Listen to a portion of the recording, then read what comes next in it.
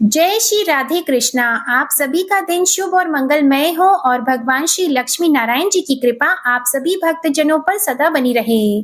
आज सुनिए आषाढ़ मास महात्म्य का अध्याय 27।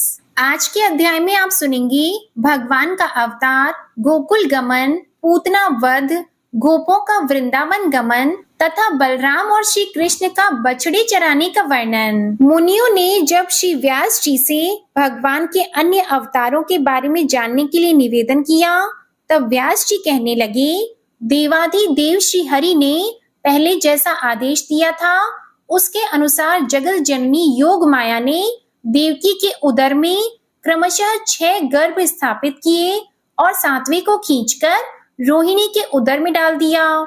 इसके बाद तीनों लोगों का उपकार करने के लिए साक्षात श्री हरि ने देवकी के गर्भ में प्रवेश किया और उसी दिन योग निद्रा यशोदा के उदर में प्रविष्ट हुई। भगवान विष्णु के अंश के भूतल पर आते ही आकाश में ग्रहों की गति यथावत होने लगी। समस्त ऋतुएं सुखदायिनी हो गईं। देवकी के शरीर में इतना तेज आ गया कि कोई उनकी ओर आंख उठाकर देख भी नहीं सकता था।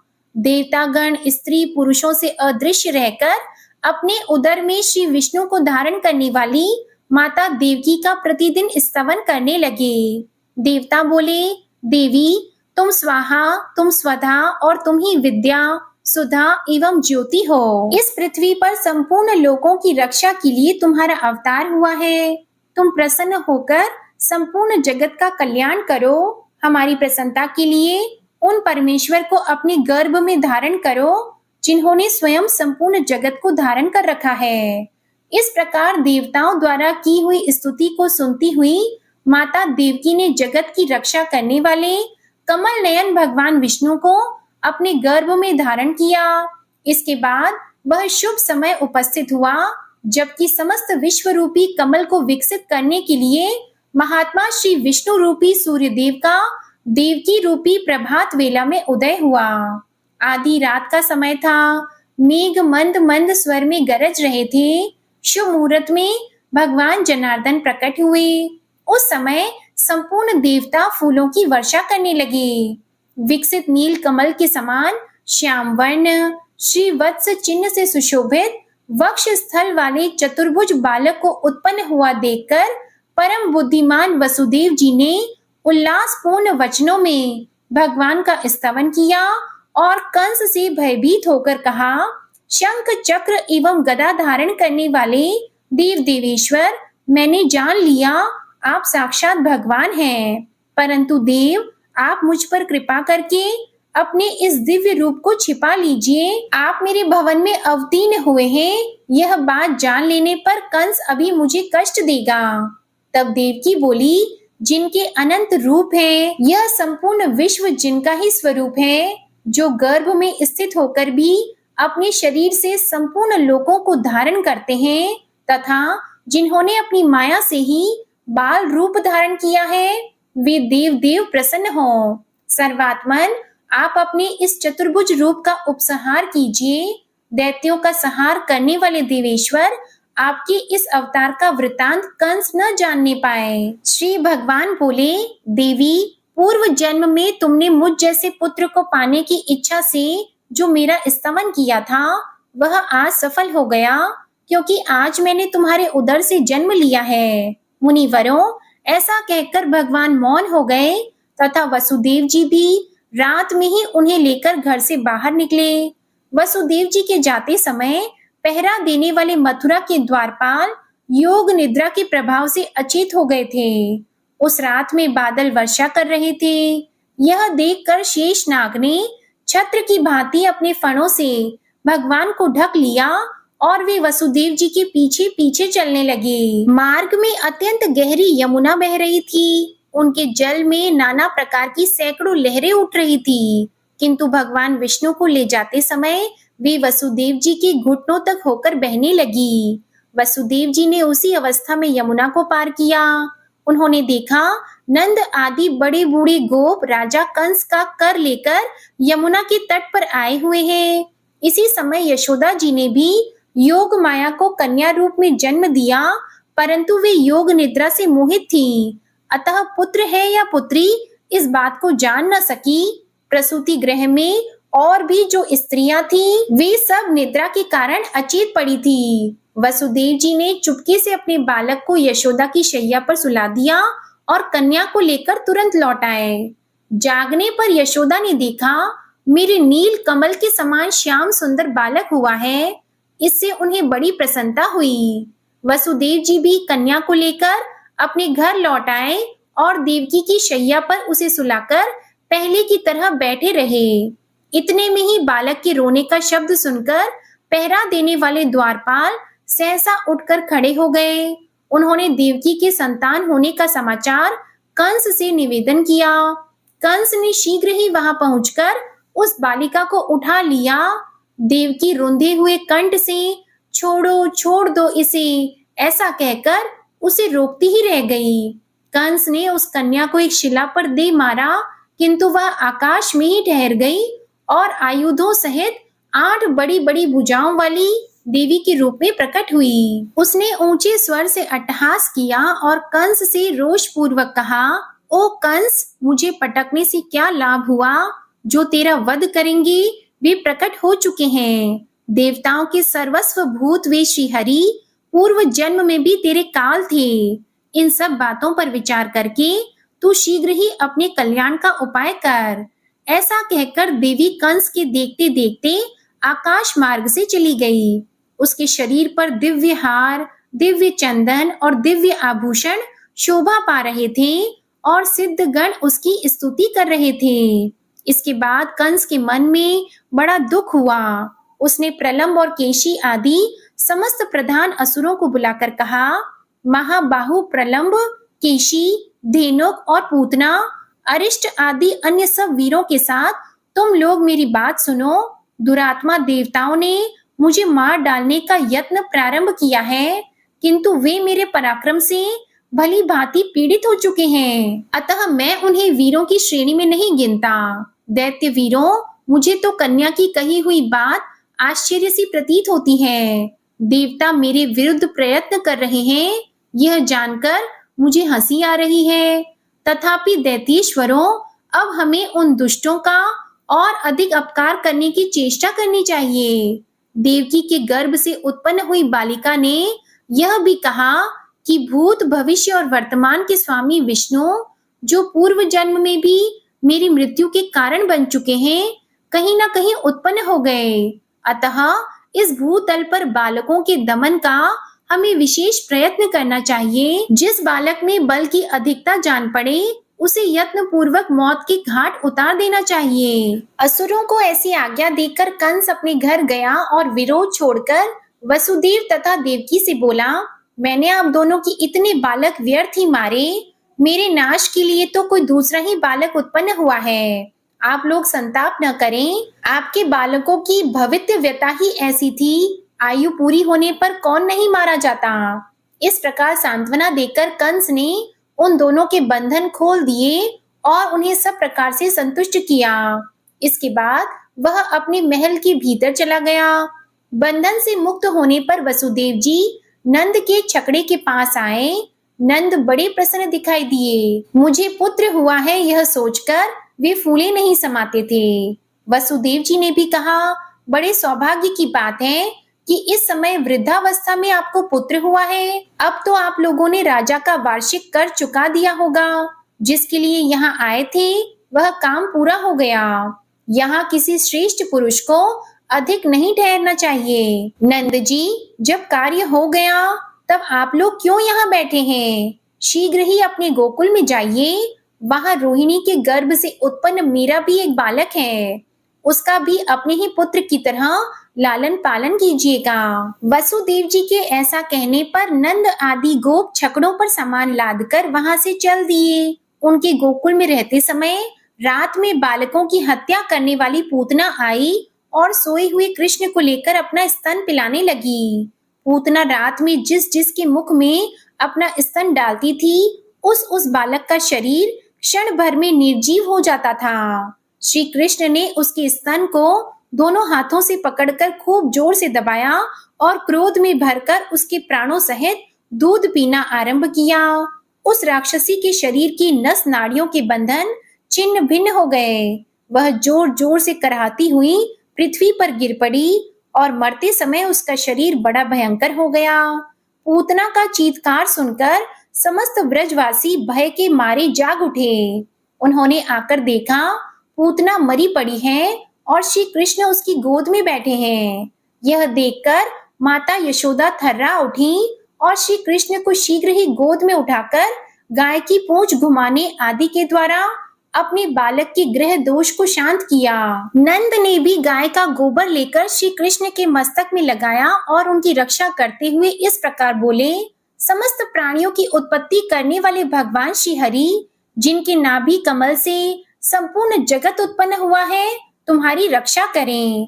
जिनकी दाढ़ के अग्रभाग पर रखी हुई यह पृथ्वी संपूर्ण जगत को धारण करती है, वे वराह रूपधारी केशव तुम्हारी रक्षा करें। तुम्हारे गुदा भाग और उदर की रक्षा भगवान विष्णु तथा जंघा और चरणों की रक्षा श्री जनार्दन करें, जो एक एक क्षण में वामन से विराट बन गए और 3 पगों से सारी त्रिलोकी को नापकर नाना प्रकार के अस्त्र शस्त्रों से संपन्न दिखाई देने लगे। वे भगवान वामन तुम्हारी सदा रक्षा करें। तुम्हारे सिर की गोविंद और कंठ की केशव रक्षा करें। मुख, बाहु, प्रबाहु, मन और संपूर्ण इंद्रियों की अखंड ऐश्वर्यशाली अविनाशी भगवान नारायण रक्षा करें।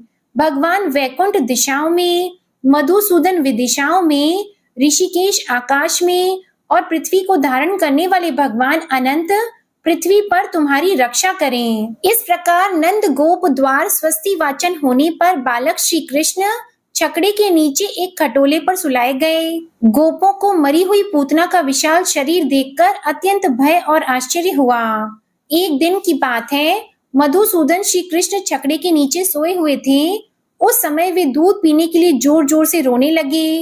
रोते ही रोते उन्होंने अपने दोनों पैर ऊपर की ओर फेंकने आरंभ किए। उनका एक पैर छकड़े से छू गया। उसके हल्के आघात से ही वह छकड़ा उलटकर गिर पड़ा। उस पर रखे हुए मटके और घड़े आदि टूट फूट गए।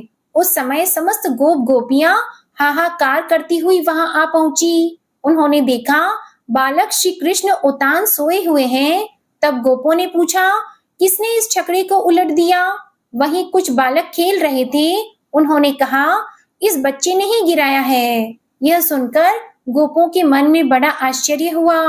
नंद गोप ने अत्यंत विस्मित होकर बालक को गोद में उठा लिया और यशोदा ने भी आश्चर्यचकित होकर टूटे फूटे भांडों के टुकड़े और छकड़े की दही, फूल, फल और अक्षत से पूजा की। एक दिन वसुदेव जी की प्रेरणा से गर्ग जी गोकुल में आए और अन्य गोपों से छिपे छिपे ही उन्होंने उन दोनों बालकों के द्विजोचित संस्कार किए। उनके नामकरण संस्कार करते हुए परम बुद्धिमान गर्ग जी ने बड़े बालक का नाम राम और छोटे का कृष्ण रखा। थोड़े ही दिनों में वे दोनों बालक महाबलवान के रूप में प्रसिद्ध हो गए।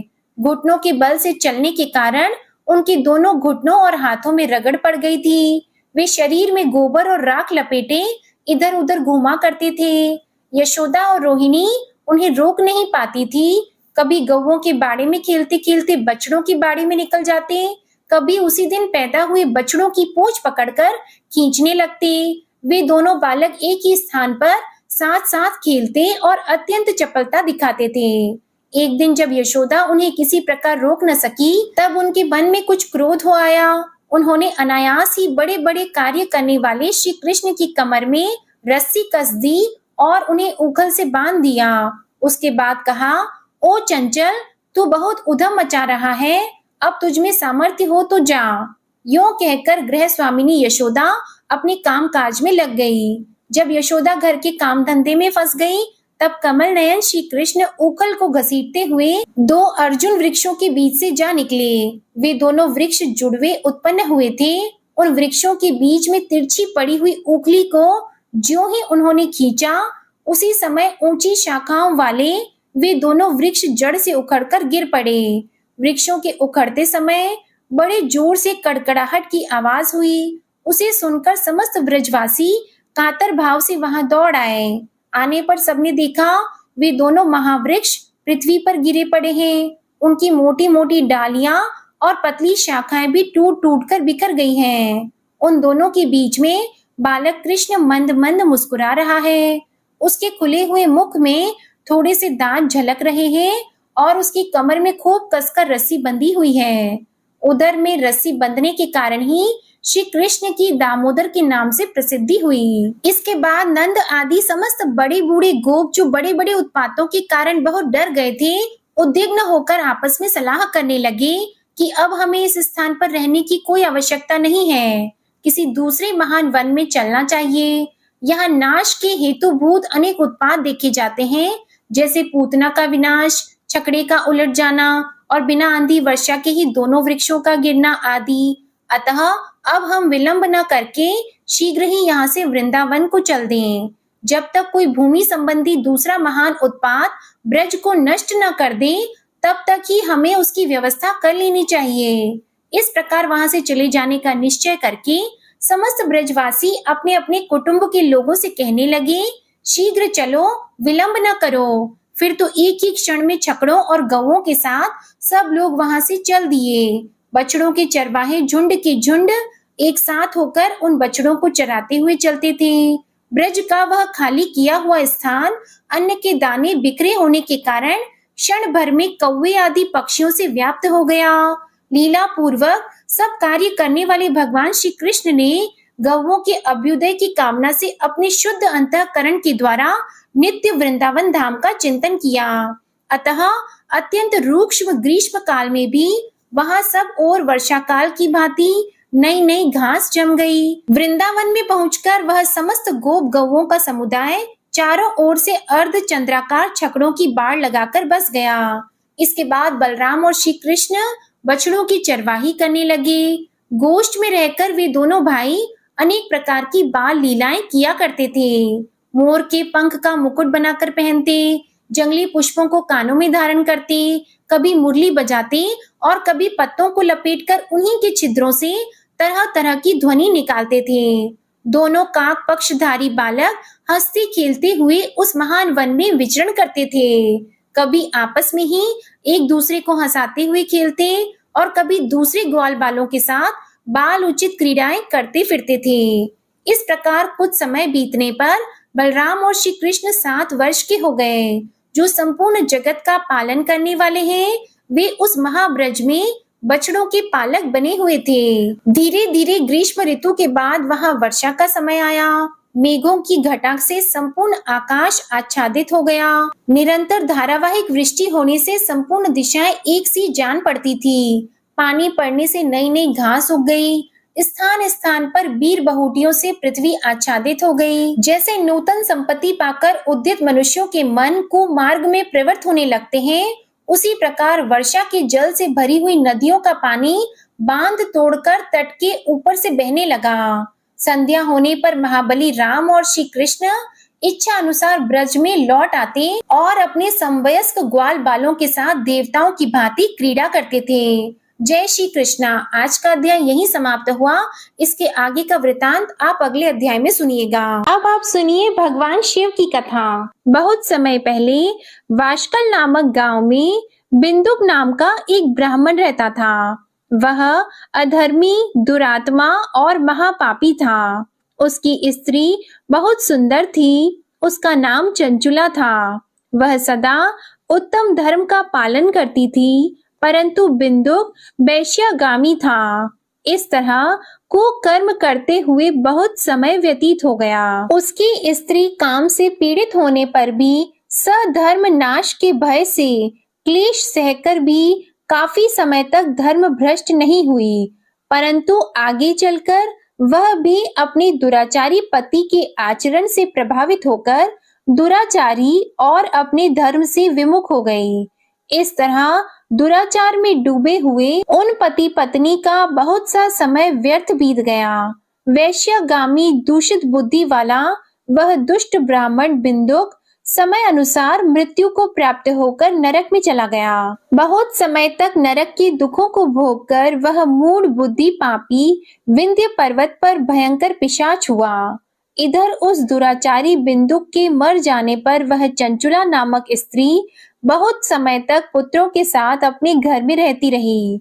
पति की मृत्यु के बाद वह भी अपने धर्म से गिरकर पर पुरुषों का संग करने लगी थी। सती विपत्ति में भी अपने धर्म का पालन करना नहीं छोड़ती। यही तो तप है। कठिन तो होता है लेकिन इसका फल मीठा होता है। एक दिन देव योग से किसी पुण्य पर्व के आने पर वह अपने भाई बंधुओं के साथ गोकर्ण क्षेत्र में गई। उसने तीर्थ के जल में स्नान किया और बंदी जनों के साथ यहाँ वहां घूमने लगी। वह एक देव मंदिर में गई। वहां उसने एक ब्राह्मण के मुख से भगवान शिव की परम पवित्र एवं मंगलकारी कथा सुनी।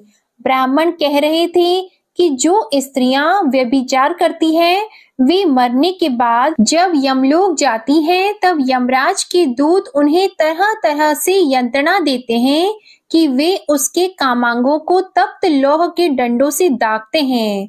तप्त लौह के डंडों से उसका संसर्ग कराते हैं। ये सारे दंड इतनी वेदना देने वाले होते हैं कि जीव पुकार पुकार कर कहता है कि अब वह ऐसा नहीं करेगा, लेकिन यमदूत उसे छोड़ते नहीं हैं। कर्मों का फल तो सभी को भोगना पड़ता है। देव, ऋषि, मनुष्य सभी इससे बंधे हुए हैं। ब्राह्मण के मुख से ये वैराग्य बढ़ाने वाली कथा को सुनकर चंचुला भय से व्याकुल हो गई। कथा समाप्त होने पर सभी लोग वहां से चले गए। तब कथा बांचने वाले ब्राह्मण देवता से चंचुला ने कहा, हे ब्राह्मण, धर्म को न जानने के कारण मेरे द्वारा बहुत बड़ा दुराचार हुआ है। स्वामी, मेरे ऊपर कृपा कर मेरा उद्धार कीजिए। आपके प्रवचन को सुनकर मुझे इस संसार से वैराग्य हो गया है। मुझ मूढ़ चित्त वाली पापिनी को धिक्कार है। मैं निंदा के योग्य हूँ। मैं बुरे विषयों में फंसकर अपने धर्म से विमुख हो गई थी। कौन मुझ जैसी को मार्ग में मन लगाने वाली पापिनी का साथ देगा? जब यमदूत मेरे गले में फंदा डालकर मुझे बांध कर ले जाएंगे और नरक में मेरे शरीर के टुकड़े करेंगे, तब मैं कैसे उन महायातनाओं को सहन कर पाऊंगी? मैं सब प्रकार से नष्ट हो गई हूँ, क्योंकि अभी तक मैं हर तरह से पाप में डूबी रही हूँ। हे ब्राह्मण, आप मेरे गुरु हैं, आप ही मेरे माता पिता हैं। मैं आपके शरण में आई हूँ। मुझ अबला का अब आप उद्धार कीजिए। इस प्रकार विलाप करती हुई चंचुला ब्राह्मण देवता के चरणों में गिर पड़ी। तब ब्राह्मण ने उसे कृपा पूर्वक उठाया और इस प्रकार कहा, नारी, तुम सौभाग्यशाली हो, जो भगवान शंकर की कृपा से तुमने वैराग्यपूर्ण ये कथा सुनी है और कथा को सुनकर समय से अपनी गलती का एहसास कर लिया है। तुम डरो मत और भगवान शिव की शरण में जाओ। उनकी परम कृपा से तुम्हारे सभी पाप नष्ट हो जाएंगे। मैं तुम्हें भगवान शिव की कथा सहित वह मार्ग बताऊंगा जिसके द्वारा तुम्हें सुख देने वाली उत्तम गति प्राप्त होगी। शिव कथा सुनने से तुम्हारी बुद्धि शुद्ध हो गई है और तुम्हें पश्चाताप हुआ है तथा मन में वैराग्य उत्पन्न हुआ है। पश्चाताप ही पाप करने वाले पापियों के लिए सबसे बड़ा प्रायश्चित है। जो मनुष्य अपने कुकर्म के लिए प्रायश्चित नहीं करता, वह उत्तम गति प्राप्त नहीं करता, परंतु जिसे अपने कुकृत्य पर हार्दिक पश्चाताप होता है, वह अवश्य ही उत्तम गति का भागीदार होता है। इसमें कोई शक नहीं है। शुद्ध चित्त में ही भगवान शिव और माता पार्वती का वास होता है। वह शुद्ध आत्मा पुरुष सदा शिव के पद को प्राप्त होता है। इस कथा का श्रवण सभी मनुष्यों के लिए कल्याणकारी है, अतः इसकी आराधना और सेवा करनी चाहिए। हे ब्राह्मण पत्नी, तुम अन्य विषयों से अपने मन को हटाकर भगवान शंकर की इस परम पावन कथा को सुनो। इससे तुम्हारे चित्त की शुद्धि होगी और तुम्हें मोक्ष की प्राप्ति होगी। जो मनुष्य निर्मल हृदय से भगवान शिव के चरणों का चिंतन करता है, उसकी एक ही जन्म में मुक्ति हो जाती है। यह कहकर वे ब्राह्मण चुप हो गए। उनका हृदय करुणा से भर गया। वे ध्यान में मग्न हो गए। ब्राह्मण का यह उपदेश सुनकर चंचुला के नेत्रों में आनंद के आंसू छलक आए।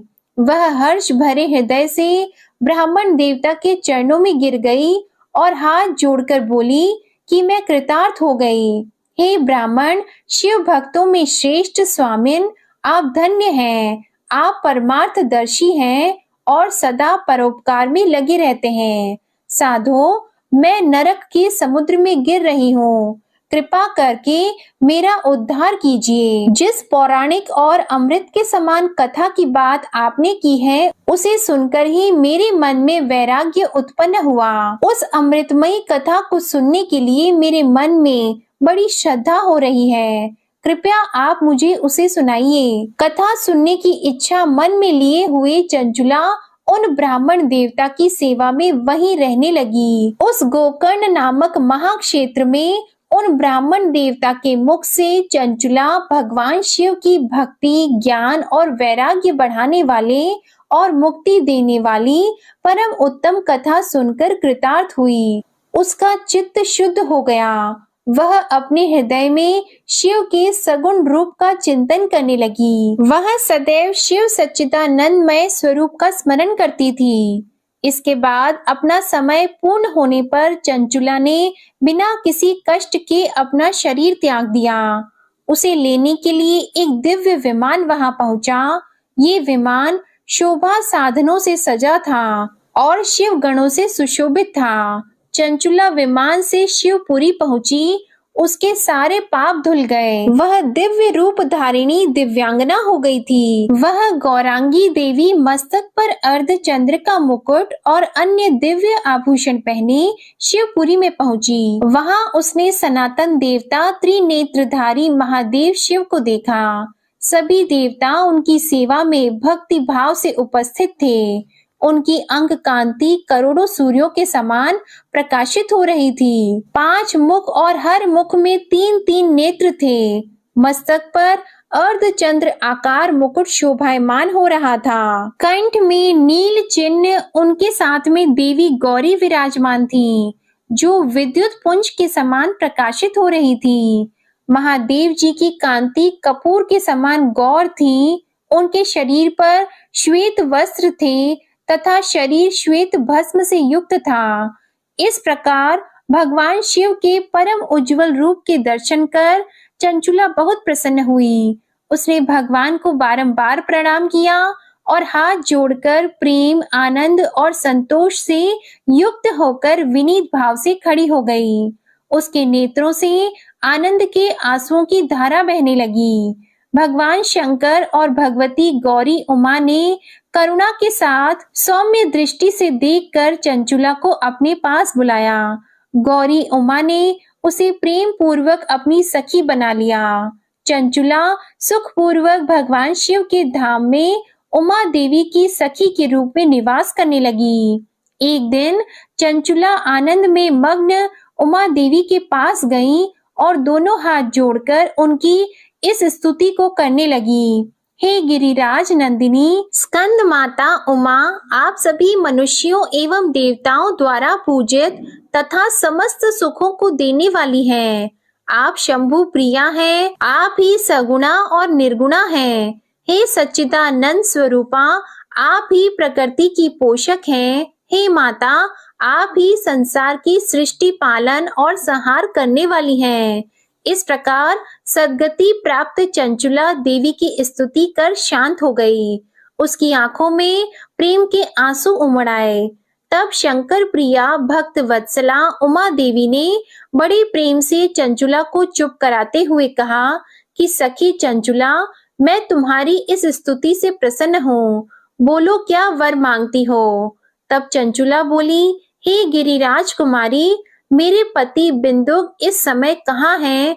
उनकी स्थिति कैसी है, मुझे बताइए और कुछ उपाय कीजिए ताकि हम फिर से मिल सकें। हे महादेवी, मेरे पति एक शूद्र जाति वैश्या के प्रति आसक्त थे और पाप में ही डूबे रहते थे।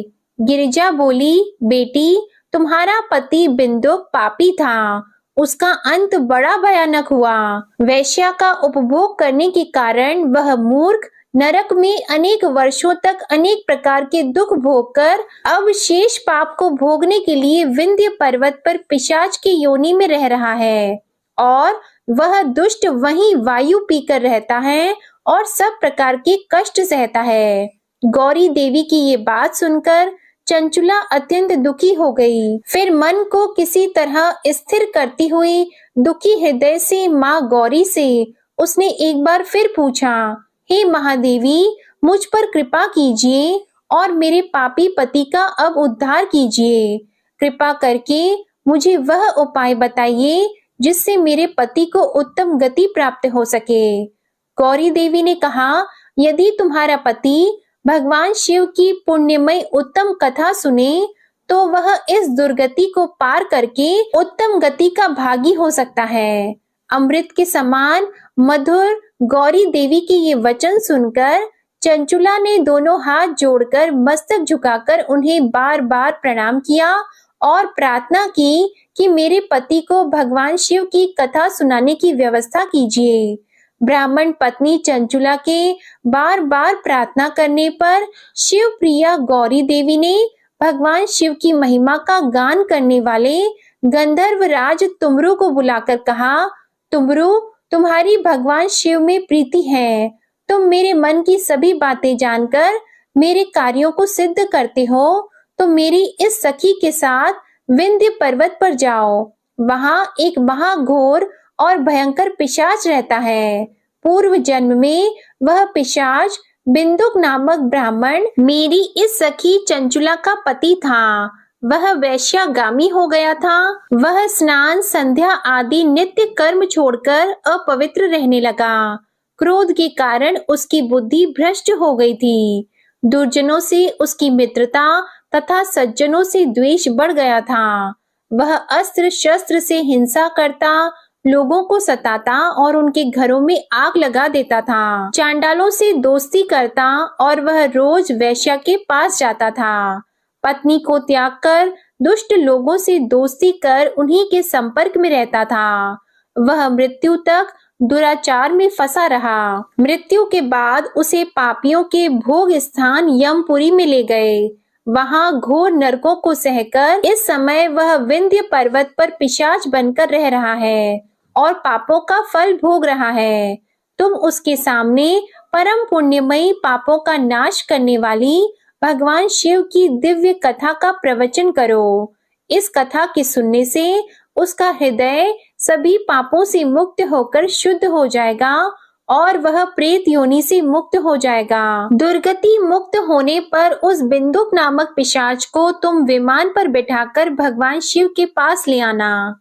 माँ उमा का आदेश पाकर गंधर्व राज तुमरू प्रसन्नता पूर्वक अपने भाग्य की सराहना करते हुए चंचुला को साथ लेकर विमान से पिशाच के निवास स्थान विंध्य पर्वत पर गया। वहां पहुंचकर उसने विशाल आकृति वाले पिशाच को देखा। उसका शरीर विशाल था, उसकी ठोड़ी बड़ी थी। वह कभी हंसता, कभी रोता, कभी उछलता था। महाबली तुमरू ने बिंदुक नामक पिशाच को पाशों से बांध लिया। उसके पश्चात तुमरू ने कथा बांचने के लिए स्थान तलाश कर मंडप की रचना की। शीघ्र ही इस बात का पता लोगों को चल गया कि एक पिशाच के उद्धार हेतु देवी पार्वती की आज्ञा से तुमरू भगवान शिव की कथा सुनाने विंध्य पर्वत पर आया है। उस कथा को सुनने के लोभ से बहुत से देवर्षि वहां पहुंच गए। सभी को आदर पूर्वक स्थान दिया गया। पिशाच बिंदुक को पाशों में बांधकर आसन पर बिठाया गया और तब तुमरू ने परम उत्तम भगवान शिव की अमृत कथा का गान शुरू किया, जिससे सभी श्रोता कृतार्थ हो गए। परम पुण्यमयी कथा को सुनकर पिशाच सभी पापों से मुक्त हो गया और उसने पिशाच शरीर का त्याग कर दिया। शीघ्र ही उसका रूप दिव्य हो गया। उसका शरीर गौर वर्ण का हो गया। शरीर पर श्वेत वस्त्र एवं पुरुषों के आभूषण आ गए। इस प्रकार दिव्य देहधारी होकर बिंदुक अपनी पत्नी चंचुला के साथ स्वयं भी भगवान शिव का गुणगान करने लगा। उसे दिव्य रूप में देखकर सभी को बहुत आश्चर्य हुआ। उसका मन परम आनंद से परिपूर्ण हो गया। सभी भगवान महेश्वर के अद्भुत चरित्र को सुनकर कृतार्थ होकर उनका यशोगान करते हुए अपने अपने धाम को चले गए। बिंदुक अपनी पत्नी चंचुला के साथ विमान में बैठकर शिवपुरी की ओर चल दिया। महेश्वर के गुणों का गान करता हुआ बिंदुक अपनी पत्नी चंचुला और तुमरू के साथ शीघ्र ही शिव धाम पहुंच गया। भगवान शिव देवी पार्वती ने उसे अपना पार्षद बना लिया। दोनों पति पत्नी सुखपूर्वक भगवान महेश्वर एवं देवी गौरी के श्री चरणों में अविचल निवास पाकर धन्य हो गए। बोलिए उमा महेश्वर भगवान की जय। प्रिय भक्त जनों, अब सच्चे मन से भगवान श्री हरि विष्णु जी का ध्यान करके इस परम कल्याणकारी स्तोत्र का पाठ करते हैं। जय श्री हरि विष्णु। शुक जी ने कहा कि बुद्धि के अनुसार पिछले अध्याय में वर्णन किए गए रीति से अपने मन को नियंत्रित कर और हृदय को स्थिर करके गजेंद्र अपने पिछले जन्म में याद किए गए सर्वोच्च कार्य और बार बार जाप किए जाने वाले स्तोत्र का जाप करने लगा।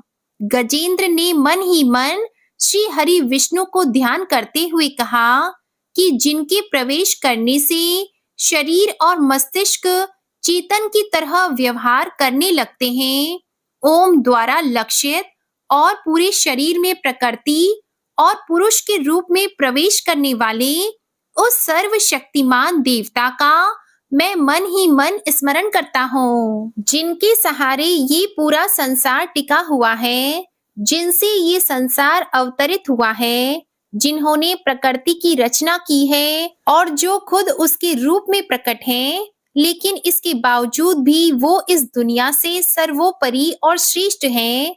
ऐसे अपने आप और बिना किसी कारण के भगवान की मैं शरण में जाता हूँ। अपने संकल्प शक्ति के बल पर अपने ही स्वरूप में रचित और सृष्टि काल में प्रकट एवं प्रलय में अप्रकट रहने वाले इस शास्त्र प्रसिद्धि प्राप्त कार्य कारण रूपी संसार को जो बिना कुंठित दृष्टि के साक्ष्य रूप में देखते रहने पर भी लिप्त नहीं होते, चक्षु आदि प्रकाशकों के परम प्रकाशक प्रभु आप मेरी रक्षा करें। बीतते गए समय के साथ तीनों लोकों और ब्रह्म आदि लोकपालों के पंचभूत में प्रवेश कर जाने पर और पंचभूतों से लेकर महत्वपूर्ण सभी कार्यों के उनकी परम करुणा स्वरूप प्रकृति में मग्न हो जाने पर उस समय दुर्गे और घोर अंधकार रूपेण प्रकृति से ही बच रही थी। उस अंधकार से परे अपने परम धाम में जो सर्वव्यापी भगवान सभी दिशाओं में प्रकाशित होते रहते हैं, वो भगवान मेरी रक्षा करें। विभिन्न नाट्य रूपों में अभिनय करने वाले और उस अभिनेता के वास्तविक स्वरूप को जिस प्रकार से साधारण लोग भी नहीं पहचान पाते, उसी तरह से सत्व प्रधान देवता और महर्षि भी जिनके स्वरूप को नहीं जान पाते, ऐसे में कोई साधारण प्राणी उनका वर्णन कैसे कर सकता है। ऐसे दुर्गम चरित्र वाले भगवान मेरी रक्षा करें। अनेकों शक्ति से मुक्त सभी प्राणियों को आत्म बुद्धि प्रदान करने वाले, सबके बिना कारण हित और अतिशय साधु स्वभाव ऋषि मुनि जन, जिनके परम स्वरूप को देखने की इच्छा के साथ वन में रहकर अखंड ब्रह्मचार्य तमाम अलौकिक व्रतों को नियमों के अनुसार पालन करते हैं, ऐसे प्रभु ही मेरी गति है। वह जिनका हमारी तरह ना तो जन्म होता है और ना जिनका अहंकार में कोई भी काम नहीं होता, जिनके निर्गुण रूप का ना कोई नाम है और ना कोई रूप है, इसके बावजूद भी वह समय के साथ इस संसार की सृष्टि और प्रलय के लिए अपनी इच्छा से अपने जन्म को स्वीकार करते हैं। उस अनंत शक्ति वाले परम ब्रह्मा परमेश्वर को मेरा नमस्कार है। प्राकृत आकार रहित और अनेक रूप वाले अद्भुत भगवान को मेरा बार बार नमस्कार है। स्वयं प्रकाशित सभी साक्ष्य परमेश्वर को मेरा शत शत नमन है। वैसे देव जो मन वाणी और चित्त वृत्तियों से परे हैं, उन्हें मेरा बारंबार नमस्कार है। विवेक से परिपूर्ण पुरुष के द्वारा सभी सत्व गुणों से परिपूर्ण निवृत्ति धर्म के आचरण से मिलने वाले योग्य मोक्ष सुख की अनुभूति रूपी भगवान को मेरा नमस्कार है। सभी गुणों के स्वीकार शांत, रजोगुण को स्वीकार करके अत्यंत और तमोगुण को अपनाकर मूड से जाने जाने वाले, बिना भेद के और हमेशा सद्भाव से ज्ञान धनी प्रभु को मेरा नमस्कार है। शरीर के इंद्रिय के समुदाय रूप, सभी पिंडों के ज्ञाता, सभी के स्वामी और साक्षी स्वरूप देव, आपको मेरा नमस्कार है। सभी के अंतर्यामी, प्रकृति के परम कारण, लेकिन स्वयं बिना कारण भगवान को मेरा शत शत नमस्कार है। सभी इंद्रियों और सभी विषयों के जानकार, सभी प्रतीतियों के कारण रूप, संपूर्ण जड़ प्रपंच और सबकी मूलभूता अविद्या के द्वारा सूचित होने वाले और सभी विषयों में अविद्या रूप से भासने वाले भगवान को मेरा नमस्कार है। सबके कारण, लेकिन स्वयं बिना कारण होने पर भी, बिना किसी परिणाम के होने की वजह से, अन्य कारणों से भी विलक्षण कारण, आपको मेरा बार बार नमस्कार है। सभी वेदों और शास्त्रों के परम तात्पर्य, मोक्ष रूपी और श्रेष्ठ पुरुषों की परम गति देवता को मेरा नमस्कार है। वह जो त्रिगुण रूपों में छिपी हुई ज्ञान रूपी अग्नि है, वैसे गुणों में हलचल होने पर जिनके मन मस्तिष्क में संसार को रचने की वृत्ति उत्पन्न हो उठती हो और जो आत्मा तत्व की भावना के द्वारा विधि निषेध रूप शास्त्र से भी ऊपर उठे हो, जो महाज्ञानी महात्माओं में स्वयं प्रकाशित हो रहे हो, ऐसे भगवान को मेरा नमस्कार है। मेरे जैसे शरणागत पशु के समान जीवों की अविद्या रूप फांसी को पूर्ण रूप से काट देने वाले परम दयालु और दया दिखने में कभी भी आलस नहीं करने वाले भगवान को मेरा नमस्कार है। अपने अंश से सभी जीवों के मन में अंतर्यामी रूप से प्रकट होने वाले सर्वनियंता अनंत परमात्मा, आपको मेरा नमस्कार है। जो शरीर, पुत्र, मित्र, घर और संपत्ति सहित कुटुंबियों में अशक्त लोगों के द्वारा कठिनाई से मिलते हों और मुक्त पुरुषों के द्वारा अपने हृदय में निरंतर चिंतित ज्ञान स्वरूप सर्वसमर्थ परमेश्वर को मेरा नमस्कार है।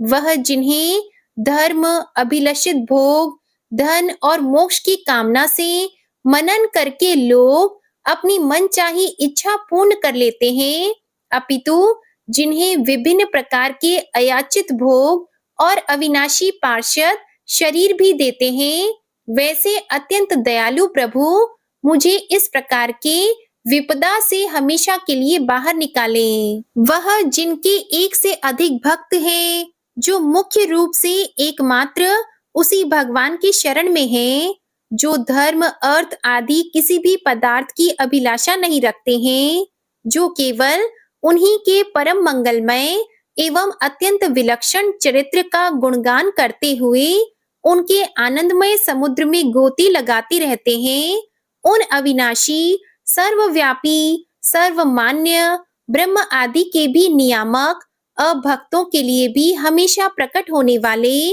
भक्ति योग द्वारा प्राप्त, अत्यंत निकट होने पर भी माया के कारण अत्यंत दूर महसूस होने वाले, इंद्रियों के द्वारा अगम्य और अत्यंत दुर्विज्ञेय, अंतर्रहित लेकिन सभी के आदि कारक और सभी तरफ से परिपूर्ण उस भगवान की मैं स्तुति करता हूँ।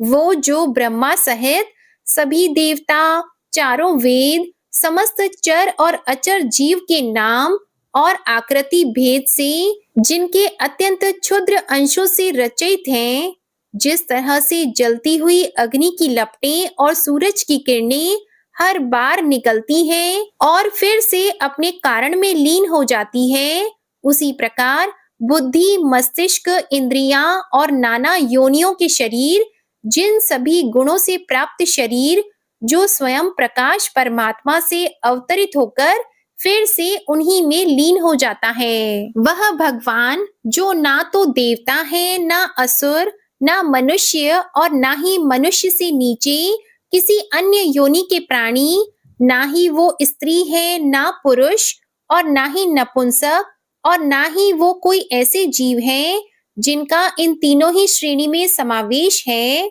वो ना तो गुण है, ना कर्म है, वो ना ही कार्य है और ना ही कारण। इन सभी योनियों का निषेध होने पर जो बचता है वही उनका असली रूप है। ऐसे प्रभु मेरा उत्थान करने के लिए प्रकट हो। अब मैं इस मगरमच्छ के चंगुल से आजाद होने के बाद जीवित नहीं रहना चाहता। इसकी वजह यह है कि मैं सभी तरफ से अज्ञानता से ढके इस हाथी के शरीर का क्या करूं?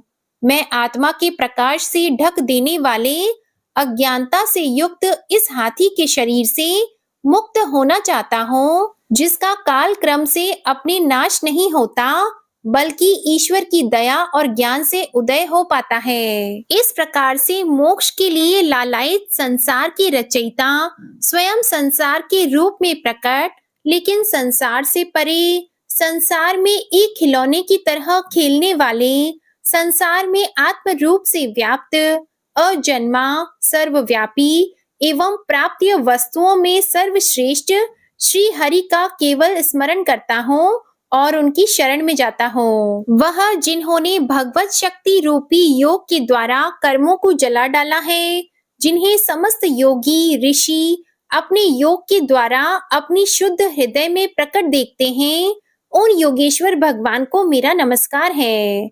वह जिनके तिगुणे शक्तियों का राग, रूप, वेग और असहाय है, जो सभी इंद्रियों के विषय रूप में मौजूद हैं, वह जिनकी इंद्रियां समस्त विषयों में ही बसी रहती हैं, ऐसे लोग जिनको मार्ग मिलना भी असंभव नहीं है, वैसे शरणागत एवं अपार शक्तिशाली वाले भगवान आपको मेरा नमस्कार है। वह जिनकी अविद्या नाम के शक्ति के कार्य रूप से ढके हुए हैं, वह जिनके रूप को जीव समझ नहीं पाते, ऐसे अपार महिमा वाले भगवान की मैं शरण लेता हूँ। श्री शुकदेव जी कहते हैं कि वह जिसने पूर्व प्रकार से भगवान के भेद रहित सभी निराकार रूप का वर्णन किया था, उस गजराज के करीब जब ब्रह्मा जी साथ में अन्य कोई देवता नहीं आए, जो अपने विभिन्न प्रकार के विशेष विग्रह को ही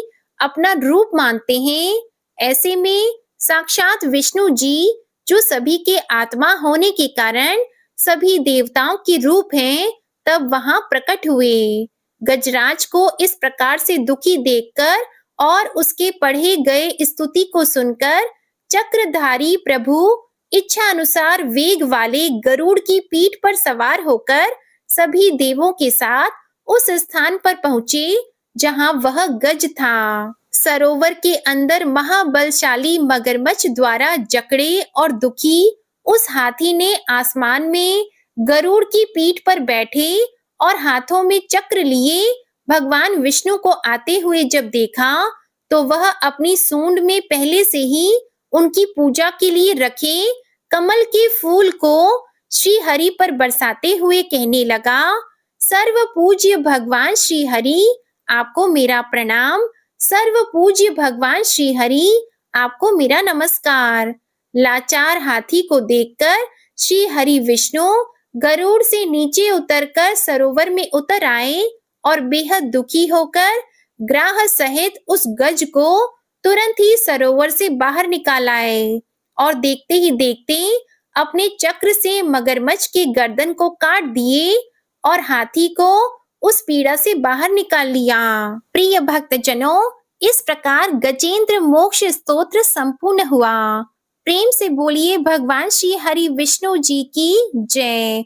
जय माता लक्ष्मी जी, जय हो नारायण भगवान की। बंशी शोभित कर मधुर, नील जलद तन श्याम, अरुण अधर जनुबिंब फल, नयन कमल अभिराम। पूर्ण इंद्र अरविंद मुख, पीतांबर शुभ साज, जय मनमोहन मदन छवि, कृष्ण चंद्र महाराज।